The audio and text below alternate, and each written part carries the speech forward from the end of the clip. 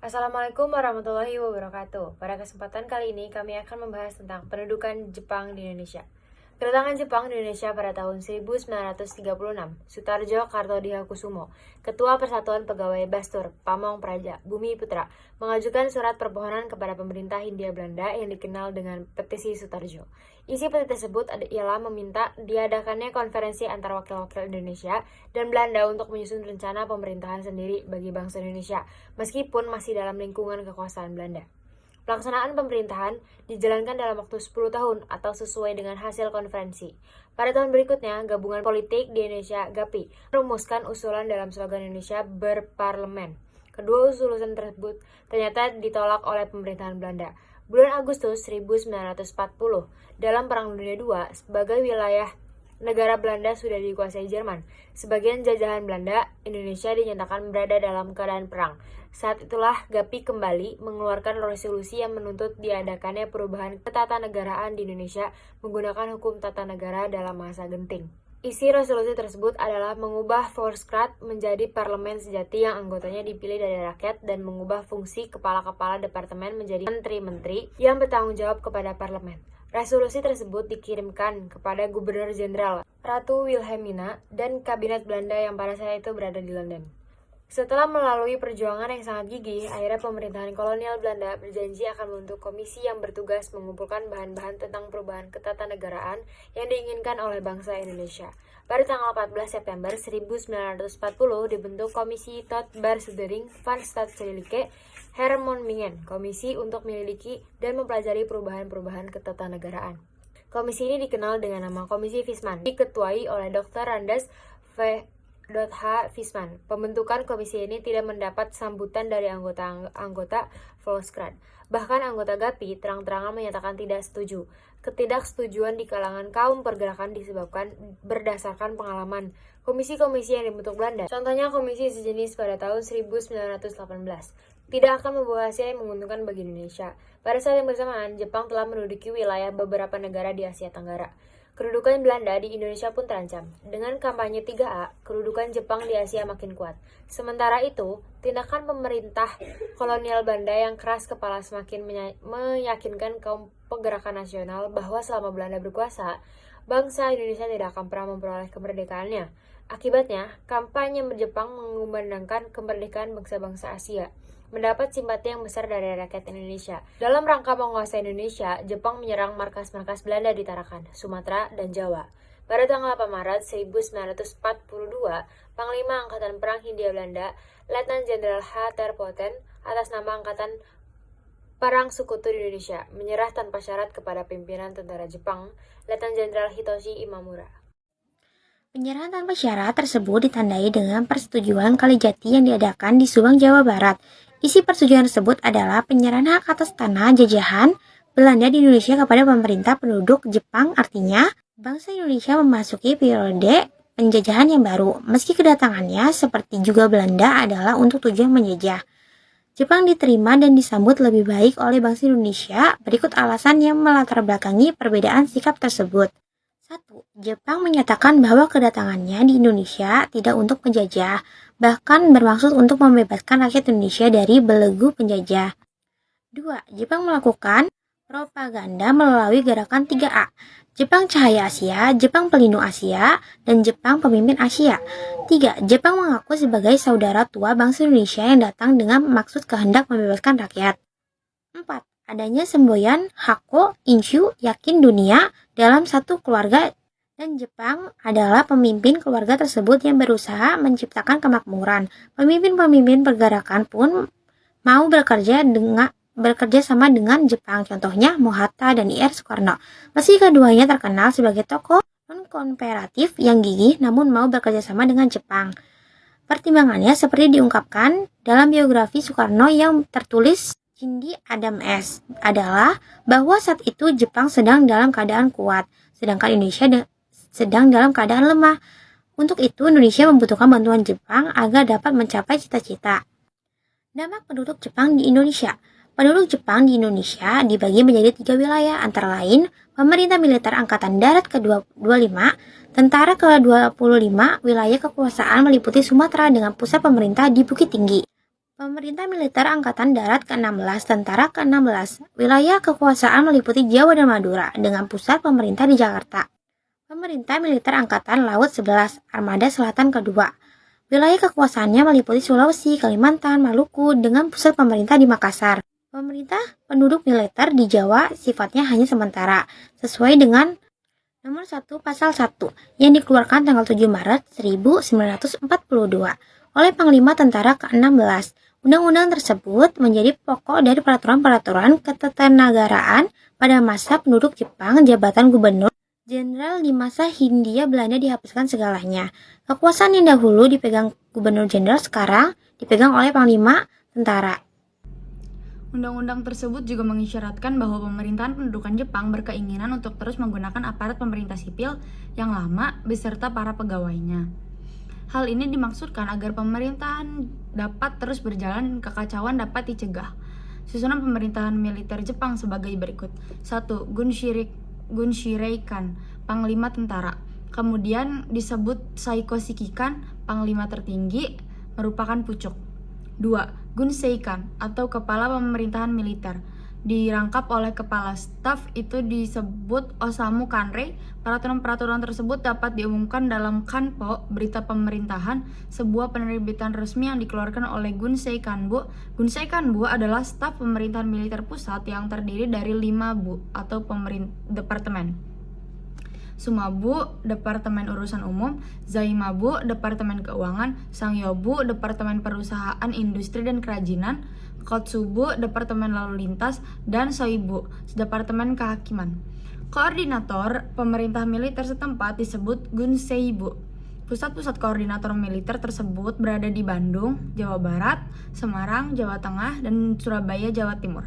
Selain itu dibentuk pula 2 daerah istimewa Kochi, yaitu Surakarta dan Yogyakarta. Untuk setiap Gunseibu ditempatkan beberapa komandan militer setempat. Mereka bertugas memulihkan setempat. Mereka juga diberi wewenang untuk memecat para pegawai yang berkebangsaan Belanda. Akan tetapi, usaha untuk membentuk pemerintahan setempat ternyata tidak berjalan dengan lancar. Jepang masih sangat kekurangan tenaga pemerintah. Jepang telah berusaha mengirimkan tenaga yang dibutuhkan, namun tidak sampai tujuan karena kapal yang mengangkut tenaga-tenaga pemerintahan tenggelam setelah terkena serangan torpedo sekutu. Akhirnya, Jepang terpaksa mengangkat pegawai-pegawai dari bangsa Indonesia asli. Hal ini memberi keuntungan bagi pihak Indonesia karena memperoleh pengalaman dalam bidang pemerintahan. Menurut Undang-Undang Nomor 27 tentang Perubahan Tata Pemerintahan Daerah, seluruh Pulau Jawa dan Madura kecuali 2 Kochi, Surakarta dan Yogyakarta dibagi atas 6 pemerintahan. 1. Shio, Keresidenan, dipimpin oleh seorang Shucho. 2. Shi, Kota Praja, dipimpin oleh seorang Shicho. 3. Ken, Kabupaten, dipimpin oleh seorang Kencho.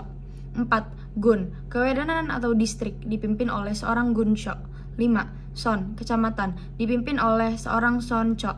6. Ku, Kelurahan atau Desa, yang dipimpin oleh seorang Kucho. Dalam menjalankan pemerintahan, Shuchokan dibantu oleh Chokan Kanbo atau Majelis dalam Permusyawaratan Chokan yang terdiri dari 3 bu atau bagian, yaitu Naiseibu, bagian pemerintahan umum, Kaizeibu, bagian ekonomi, dan Keisatbu di bagian kepolisian. Para Shuchokan secara resmi dilantik oleh Gunseikan pada September tahun 1942. Pelantikan ini merupakan awal dari pelaksanaan organisasi pemerintahan daerah dan menyingkirkan pegawai-pegawai Indonesia yang pernah menduduki kedudukan tinggi pada masa pemerintahan sementara. Selain pemerintahan militer, Angkatan Darat, Armada Selatan juga membentuk suatu pemerintahan yang disebut Minseibu. Pemerintahan ini terdapat di 3 tempat, yaitu Kalimantan, Sulawesi, dan Seram. Daerah bawahannya meliputi Shu, Ken, Bunken, Kabupaten, Gun, dan Son. Seperti di Pulau Jawa dan Sumatera, tidak lama setelah pendaratan tentara Jepang, orang-orang Indonesia mendapatkan jabatan-jabatan tinggi. Namun, setelah bulan Agustus 1942, jabatan-jabatan yang disediakan untuk orang Indonesia hanya terbatas sampai Gunco dan Sanco. Sedangkan jabatan wali kota untuk Makassar, Manado, Banjarmasin, dan Pontianak dipegang oleh orang Jepang dalam bidang ekonomi. Jepang membuat kebijakan-kebijakan yang pada intinya terpusat pada tujuan mengumpulkan bahan mentah untuk industri perang. Ada 2 tahap perencanaan untuk mewujudkan tujuan tersebut, yaitu tahap penguasaan dan tahap penyusunan kembali struktur. Pada tahap penguasaan, Jepang mengambil alih pabrik-pabrik gula milik Belanda untuk dikelola oleh pihak swasta Jepang, misalnya Meiji Seiyo Kaisha dan Okinawa Seilo Kaisha. Adapun dalam tahap restrukturisasi penyusunan kembali struktur, Jepang membuat kebijakan-kebijakan tersebut sistem autarki, yakni rakyat dan pemerintah daerah wajib memenuhi kebutuhan sendiri untuk menunjang kepentingan perang. Sistem tonarigumi, yakni dibentuk organisasi rukun tetangga yang terdiri atas 10-20 kakak untuk mengumpulkan setoran kepada orang Jepang. Jepang monopoli berhasil perkebunan berdasarkan Undang-Undang 22 tahun 1942 yang dikeluarkan oleh Gunseikan. Adanya pengarahan tenaga untuk kebutuhan perang. Pengaruh Jepang dalam bidang pendidikan dan kebudayaan di Indonesia sebagai berikut. 1. Bahasa Belanda dilarang digunakan sebagai gantinya bahasa Jepang dan bahasa Indonesia wajib digunakan di sekolah-sekolah dan kantor-kantor. Selain itu, Jepang juga mengajarkan penggunaan aksara kanji, hiragana, dan 2. Untuk mengembangkan bidang budaya, terlibatkan koran berbahasa Jepang. Dan selain itu, Jepang juga mengajarkan penggunaan aksara kanji, hiragana, dan 2. Untuk mengembangkan bidang budaya, terlibatkan koran berbahasa Jepang. Dan dibuka kursus bahasa Jepang. 3. Rakyat diwajibkan mengikuti tradisi penghormatan matahari dan seikeiria atau menghadap ke timur pada setiap pagi ketika matahari terbit. Pada tanggal 1 April 1943 didirikan Pusat Kebudayaan Keiman Bunka Hidosko. Sebagai usaha penunjang kebutuhan perang, Jepang memperlakukan mobilitas sosial yang meliputi 1. Melaksanakan niroshi atau latihan kerja paksa. 2. Melaksanakan romusa atau kerja paksa tanpa bayaran. Dan ketiga, membangun tonarigomi atau organisasi rukun tetangga. Untuk membangun mentalitas, ditanamkan seiskin atau semangat hidup serta bushido atau jalan kesatria yang berani mati, rela berkorban, siap menghadapi bahaya, dan menjunjung tinggi keperwiraan. 1. Bentuk-bentuk organisasi kemiliteran yang dibentuk Jepang sebagai berikut. 1. Seinendan, yaitu barisan pemuda umur 14-22. 2. Loshi Seinendan, yaitu barisan cadangan atau Seinendan. 3. Bakutai, yaitu pasukan berani. 4. Keibodat, yaitu barisan polisi yang anggotanya berusia 23-35. Barisan ini di Sumatera disebut Bogodan dan di Kalimantan disebut Borneo Konon Hokokudan. 5. Hizbullah, yaitu barisan semi-militer untuk orang. 6. Heiho, yaitu pembantu prajurit Jepang yang anggotanya berusia 18-25. 7. Jawa Sentotai, yaitu barisan benteng perjuangan. 5. Swiss Sentai, yaitu barisan. 9. Peta atau pembela tanah air, yaitu tentara daerah yang dibentuk oleh Kumakichi Tokai, yaitu kopras pelajar yang dibentuk pada bulan Desember. 11. Fujinkai, yaitu himpunan wanita yang dibentuk pada tanggal 23 Agustus 1943. Jabatan-jabatan militer yang dapat diperoleh setelah seseorang menamatkan pendidikan adalah sebagai berikut. 1. Daidancho Jabatan-jabatan militer yang telah diperoleh setelah seseorang menamatkan pendidikan adalah sebagai berikut. 1. Daidancho, komandan batalion, dipilih dari kalangan tokoh-tokoh masyarakat sebagai pegawai pemerintah, pemimpin agama, pamong praja, politikus, dan penegak. 2. Juchancho, komandan kompi, dipilih dari kalangan masyarakat yang telah bekerja namun belum mencapai pangkat yang tinggi sebagai guru atau juru. 3. Sudancho, komandan peleton, umumnya dipilih dari kalangan pelajar, sekolah lanjutan pertama atau sekolah lanjutan atas. 3. Sudancho, komandan peleton, umumnya dipilih dari kalangan pelajar, sekolah lanjutan pertama atau sekolah lanjutan atas. 4. Burancho, komandan regu, dipilih dari kalangan pemuda yang lulus sekolah. 5. Gyuhei, prajurit sukarela, dipilih dari kalangan pemuda yang masih setingkat sekolah dasar. Calon perwira peta mendapatkan latihan pertama kali di Bogor. Setelah mendapatkan latihan-latihan tersebut, tentara peta ditempatkan di Daedan Batalion.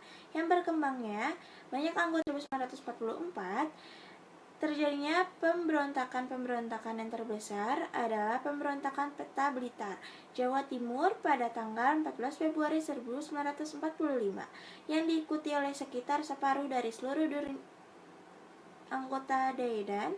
Sayangnya pemberontakan yang dipimpin oleh Supriyadi dan Muradi tersebut dapat ditumpas sejepang. Cukup sekian dari kelompok kami, selebihnya mohon maaf. Wassalamualaikum warahmatullahi wabarakatuh.